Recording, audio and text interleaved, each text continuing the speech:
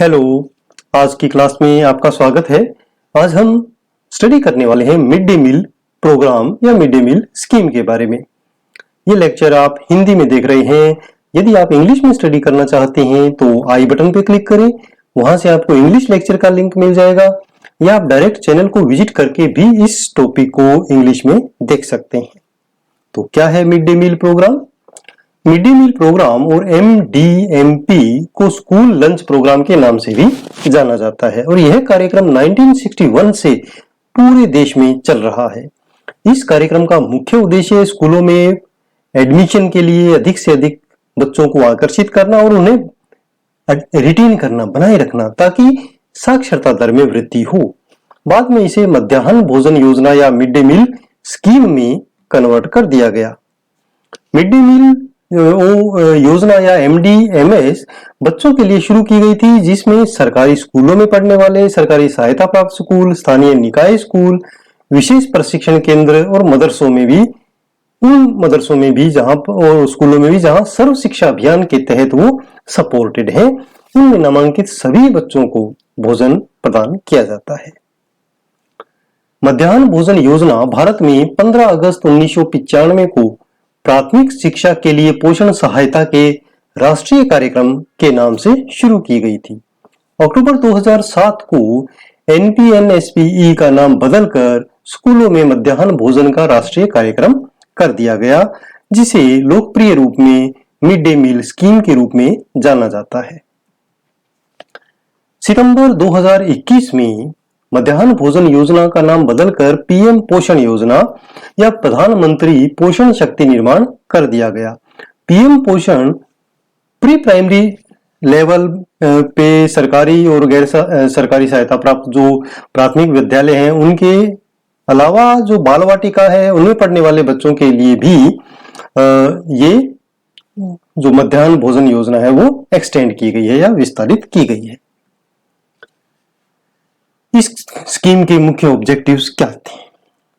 सबसे पहले जो मेन ऑब्जेक्टिव था वो है कि स्कूलों में वंचित वर्ग के बच्चों के नामांकन में वृद्धि करना, क्योंकि जो पेरेंट्स हैं वो देखते हैं कि बच्चे को स्कूल में खाना मिल जाएगा, तो गरीब बच्चों को वो स्कूल भेजना उन्होंने शुरू कर दिया। अदरवाइज वो नहीं भेजते थे, तो उनको एक लालच दिखा कि कम से कम एक टाइम का भोजन वहां मिल रहा है, तो उससे स्कूलों में एडमिशन बढ़े, स्पेशली सरकारी स्कूलों में वंचित वर्ग के लिए, और जो ऑलरेडी एनरोल्ड थे उनकी उपस्थिति बढ़ाने के लिए भी ये कार्यक्रम बहुत मुख्य इसका जो ऑब्जेक्टिव था। इसके अलावा 1 से 8 तक के बच्चों को कक्षा में बनाए रखना ताकि साक्षरता दर में वृद्धि हो, और सूखा प्रभावित क्षेत्र जो थे उनमें भी प्राथमिक स्तर के जो बच्चे हैं उनमें पोषण की स्थिति को बनाए रखना, ये इस कार्यक्रम के ऑब्जेक्टिव थे। अब आता है कि मेन फीचर्स क्या थे इस स्कीम के। उसमें आता है कि यह जो प्राथमिक शिक्षा के सार्वभौमिकरण के लक्ष्य को प्राप्त करने के उद्देश्य से दुनिया का सबसे बड़ा स्कूली भोजन कार्यक्रम है। इसके अलावा ये इस कार्यक्रम को लागू करने की जिम्मेदारी जो है वो शिक्षा मंत्रालय की है, क्योंकि एजुकेशन को स्तर को बढ़ाने के लिए ही ये स्कीम मुख्य रूप से लागू की गई है। यह एक केंद्र प्रायोजित योजना है जिसमें जो 60% भागीदारी है खर्चे की वो केंद्र सरकार उठाती है और बाकी 40% राज्य सरकार के द्वारा वहन की जाती है। जो मिड डे मील स्कीम है MDM, उसके नियमों के तहत MDM फंड यदि समाप्त हो जाता है तो स्कूलों के मध्याह्न भोजन के लिए अन्य फंड का उपयोग करने के लिए भी स्कूलों को ऑथोराइज किया गया है, बट भोजन सप्लाई रुकनी नहीं चाहिए, ये विशेष पॉइंट है। ऐसे अवसरों पर जहां स्कूलों और किसी भी कारण से यदि भोजन बच्चों को सप्लाई नहीं किया जा सकता तो वहां पर बेनिफिशियरीज को भोजन भत्ता प्रदान करना होता है।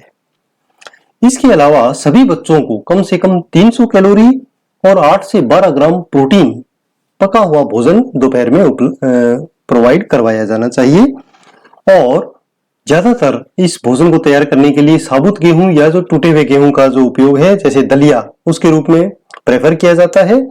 इसके अलावा कभी कभी चावल दाल का कॉम्बिनेशन यानी खिचड़ी भी बनाई जा सकती है। इसके अलावा जो लोकल अवेलेबिलिटी है उसके अनुसार, बट मेन पॉइंट वही है कि 300 कैलोरी और जो प्रोटीन है वो बच्चों को मिले। इसके अलावा स्कूल का जो दोपहर का भोजन तैयार करने के लिए प्रोक्योरमेंट है उसमें एगमार्क युक्त गुणवत्ता की जो खाद्य सामग्री है वही खरीदी जानी चाहिए और भोजन स्कूल परिसर में ही खिलाया जाना चाहिए, परोसा जाना चाहिए। इसके अलावा प्रत्येक स्कूल में जो दोपहर के भोजन को स्वच्छ तरीके से बनाने और उसे परोसने के लिए पर्याप्त सुविधाएं या बुनियादी ढांचा होना चाहिए। ये इस जो स्कीम है उसकी मुख्य विशेषताएं थी। तो इस प्रकार आप अगर इस क्वेश्चन को अटेम्प्ट करते हैं, स्कीम क्या है उसके बारे में थोड़ा सा हिस्ट्री बता दी और इसके अलावा ऑब्जेक्टिव और जो मेन फीचर्स हैं, तो आपका पूरा आंसर कवर इसमें हो जाता है। धन्यवाद स्टूडेंट्स। ऐसे ही उपयोगी वीडियोस देखने के लिए आप चैनल को सब्सक्राइब कर सकते हैं, फेसबुक पेज लाइक कर सकते हैं और अपने नोट्स बनाने के लिए विजिट करना ना भूलें mynursingstudents.blogspot.com। वहां पर आपको सारा ये कंटेंट मिल जाएगा और अपने नोट्स आप इजीली बना सकते हैं। फॉलो कर सकते हैं मुझे ट्विटर पर, इंस्टाग्राम पर और Facebook group nursing notes join कर सकते हैं। धन्यवाद। आपका दिन शुभ हो।